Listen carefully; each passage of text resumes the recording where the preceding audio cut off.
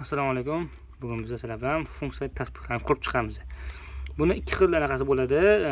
Sifatdagi glansli va matoviy bo'ladi. Buni ham har xil ranglari bo'ladi. Biz hozir matoviydan ko'rib chiqamiz. Hop ketdi. Qanaqa plus tomonlari bor, qolgan tasbihlarga qaraganda 8 ta holatlar deydi buni o'zi. Ikkita uchta oddiy tasbihlarga qaraganda plus tomonlari bor. Hop. Taqilishi va mana bunaqa holatda bo'ladi mana. Mana holatda taqasalar. Bunaqasi deb o'ylamayman. Hop. Buni endi qolgan tasbihlardan ikkita uchta plus tomonlarni ko'rib chiqamiz. Birinchi o'zi dizaynini, tashqi ko'rinishi yoki ekran, asosiy knopka va ikkita yongi knopkasi bor. Bu yerda endi yumshog'i bor.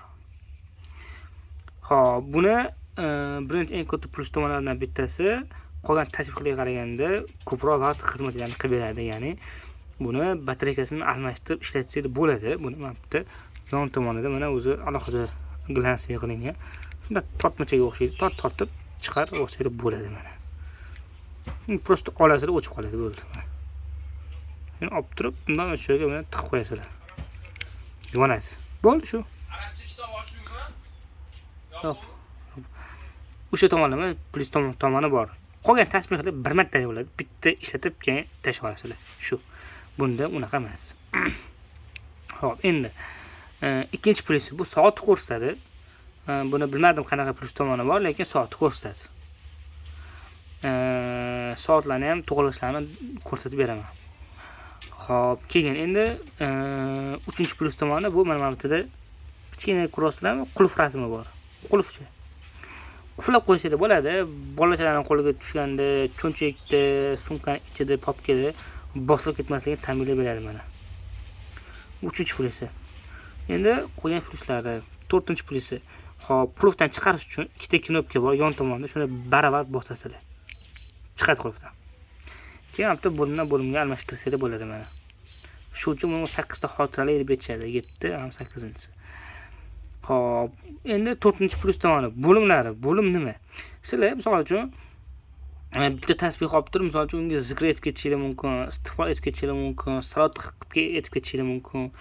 Shu narsa bu hammasi bittada. Ya'ni birinchi bo'limda salovat, ikkinchi bo'limda zikr, uchinchi bo'limda istig'for, masalan etib ketsangiz bo'ladi.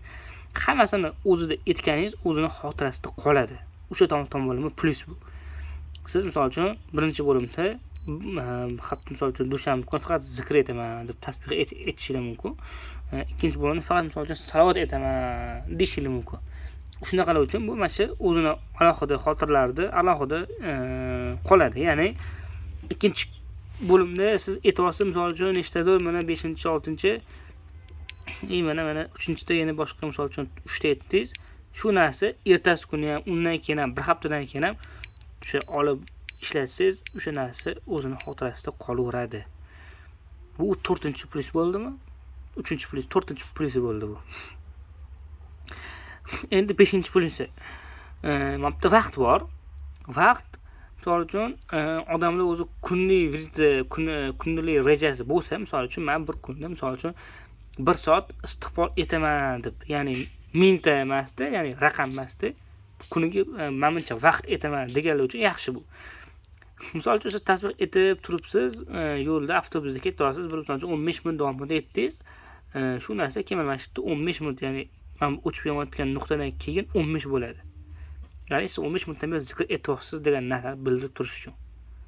Keyin misol uchun endi ishga bordingiz, uyga bordingiz, mehmonga bordingiz. O'shandan keyin misol uchun yana uyga qaytib o'tishda avtobusda yana etib ketib bosib ketyapsiz, haligi vaqt qolaveradi. O'shanga qo'shilib ketaveradi. Misol uchun o'shani keyin yarim soatda 1 soat qilib qo'yishingiz bo'ladi. Bu vaqt ham har bitta bo'lim uchun alohida ishlaydi. Birinchi bo'limda, ikkinchi bo'limda hammasida bir xil vaqt ko'rsatmaydi. Bunda 1 bo'lsa, bir yarim soat bo'lsa, boshqasida shu yana 0 bo'lib turadi. Har bitta bo'limda alohida tasbih uchun mana bir ham bo'ldi mana. Alohida soat ham ko'rsatadi. Bu shunisi plus buni. Ya'ni kimdirlar raqamiga emas, kimdirlar o'sha kunlik o'ziga reja tuzgan bo'lsa, shunaqalar uchun bu vaqt yaxshi.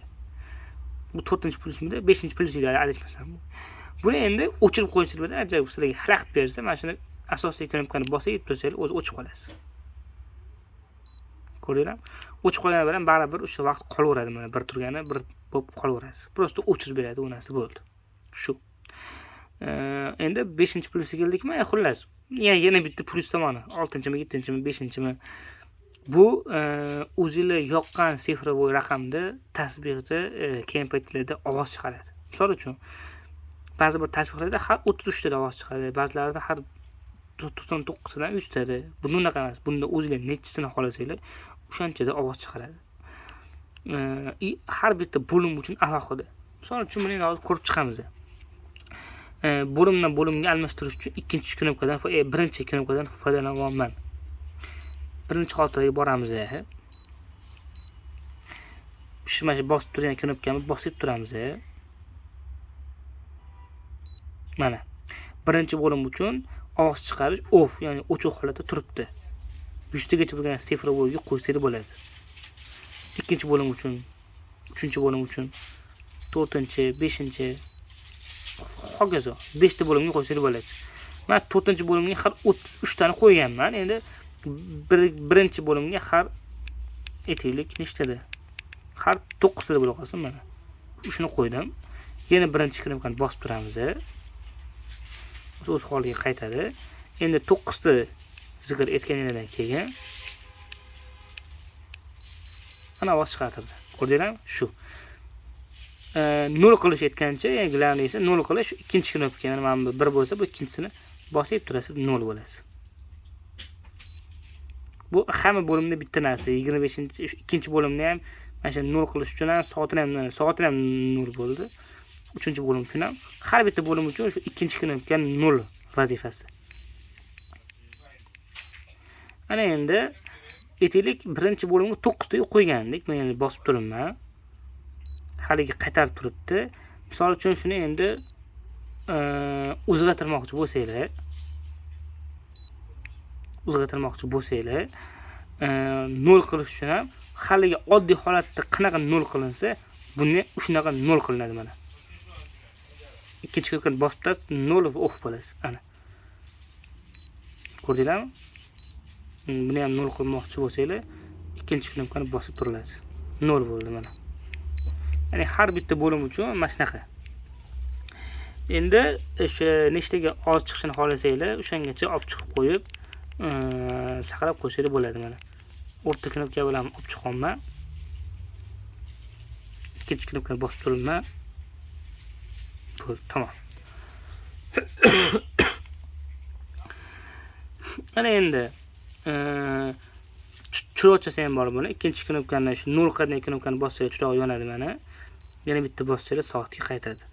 Asosiy funksiyalari shu. Ya'ni alohida xotiraligi, alohida xotirada alohida vaqt bo'lishi, alohida xotirada alohida o'zi yoqqan raqamga ovoz chiqarib qo'yishlari, shunaqa bo'limlari bor. 108 ta degan bo'lim bor. Bu nima desanglar, buni o'zim bilmayman. Har 108 taga olib chiqqandan keyin bu yoq tomonga bitta bir raqam tushib qoladi. Shunaqa. Asosiy funksiyalari shular. Yana ikkitani baravar bossanglar qulfga tushadi. Ko'rdinglarmi? Shular. Ana endi soat to'g'rilashni o'rgatib qo'yaman. Xuddi shunaqa birinchi knopkani bosib turasizlar. Adashmasam 1 bo'lishi kerak. Balki 2 dir. 2 ekan. Chiroqni yoqish knopkasini bosib turar ekansizlar. Ana o'chirish boshladi. Hozirgi vaqt bo'yicha soatimiz 8:46 ekan. Voy, bu 8:04 turgan ekan. O'sha ikkinchi knopkani bosaman mana. 8 ga boramiz, 20 yu. Bizda necha hozir 46 ekan. Bu oshib ketib qolibdi. Yana bosib turdim, ko'rdinglar? Ya'ni soatdan daqiqaga o'tish uchun bosib turaman. Hammasi bitta knopkadan qilinyapti.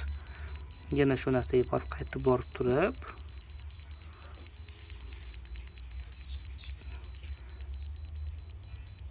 уже 47 ham bu bo'ldi. 47 qilib qo'yaman mana. Bo'lgandan keyin o'rtasini bitta bosib qo'ysangiz saqlab qoladi. Ikkita knopkani bosib qoplab qo'ysangiz bo'ladi. Shuga tushunmagan joylar bo'lsa, yana yo'qsa tushuntirib beraman. Mana bu hammasini tushunib olinglar. Yoki deb mana joyda skaner qiladigan joyda skaner qilsanglar, YouTube'da videolar bor o'zi. Ko'rsatib berishgan. Shu buni endi ikkita uchta ranglari bor. Menda bu tasbihdan bor. Kimga kerak bo'lsa, narxlarni Telegramga yozib qo'yaman. Pochta orqali videolarni ham chiqarib beramiz. do'kon Toshkentda tasbihlar kitoblar kerak bo'lsa kelaverasizlar.